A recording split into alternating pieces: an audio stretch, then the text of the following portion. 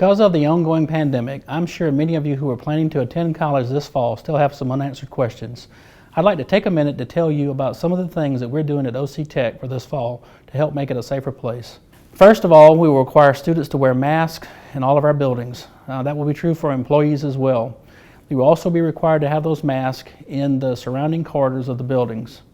The college will provide masks for those who do not have them. More details about those masks and the requirements for wearing them will be found on our website. As you can see in this classroom, some workstations will not be available for use, allowing students to sit farther apart. In addition to our regular campus cleanings, we are wiping workstations, doorknobs, and other high-traffic areas more frequently.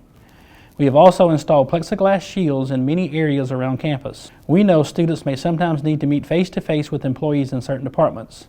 These shields will provide a protective barrier between the student and employee during these meetings. Our college has also been busy ordering lots of supplies over the past few months.